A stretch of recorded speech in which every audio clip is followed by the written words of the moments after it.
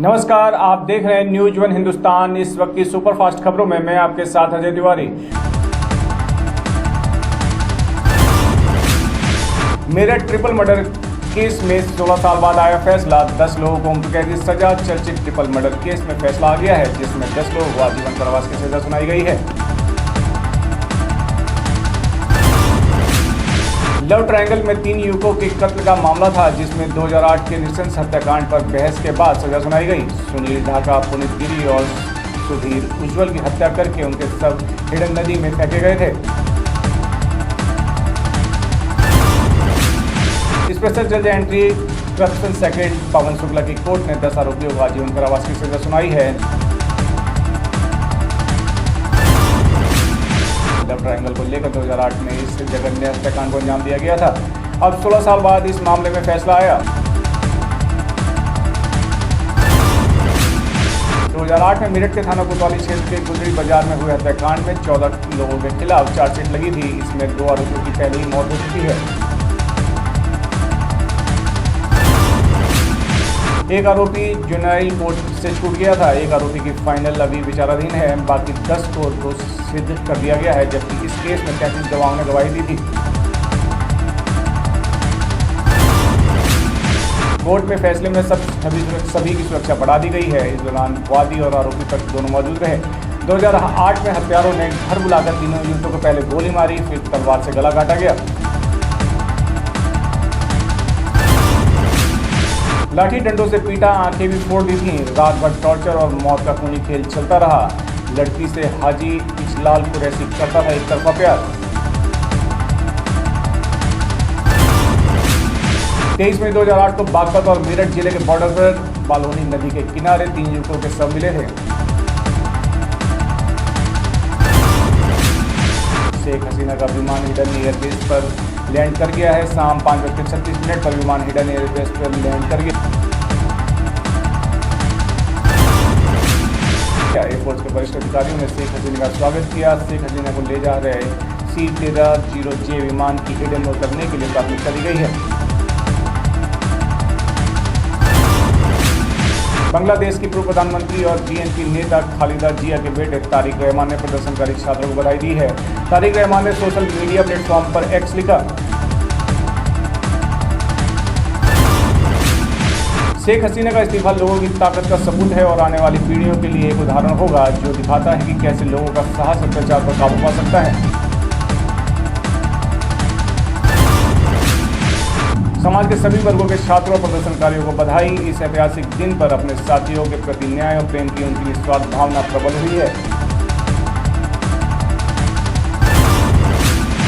उन्होंने कहा, आइए मिलकर बांग्लादेश का एक लोकतांत्रिक और विकसित राष्ट्र के रूप में पुनर्निर्माण करें, जहां सभी लोगों के अधिकार और स्वतंत्रता सुरक्षित हों।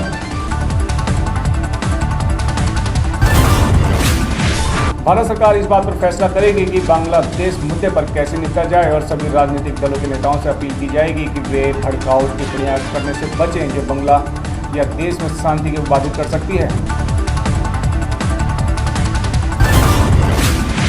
उन्होंने कहा, बीजेपी के कुछ नेता पहले ही इस पर टिप्पणी कर चुके हैं। ऐसा नहीं किया जाना चाहिए। बांग्लादेश में राजनीतिक संकट पर पूर्व विदेश सचिव और बांग्लादेश के पूर्व राजदूत हर्षवर्धन श्रृंगला ने कहा, मैं इसे आर्थिक कारक और अवसरवाद के रूप में भी देखूंगा।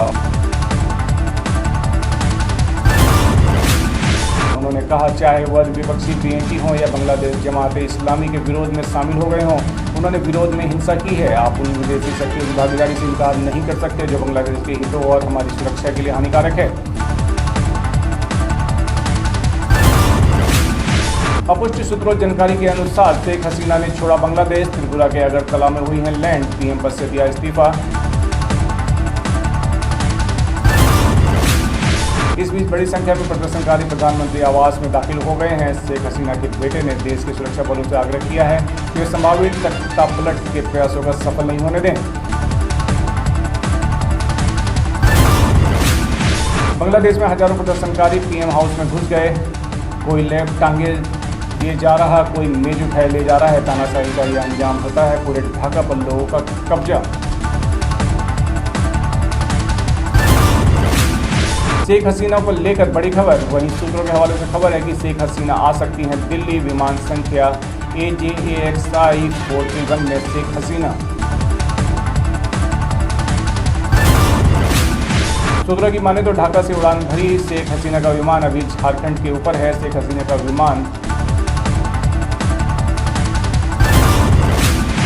बांग्लादेश में सैन्य तख्तापलट, बांग्लादेश के हालात पर भारत की पैनी नजर। BSF दिल्ली से पहुंचे कोलकाता।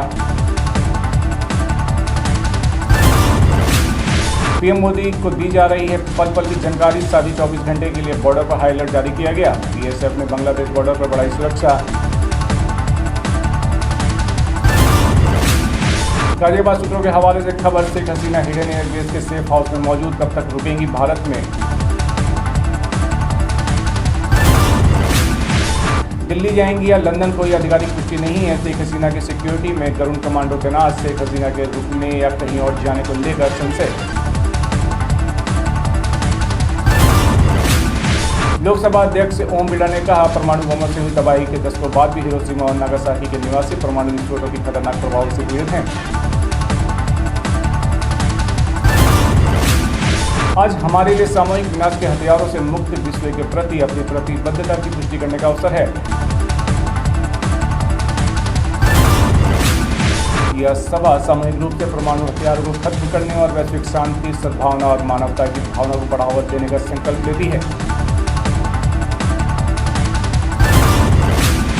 बने रहे खबरों में, देखते रहे न्यूज़ वन हिंदुस्तान। नमस्कार। आप देख रहे हैं न्यूज़ वन हिंदुस्तान।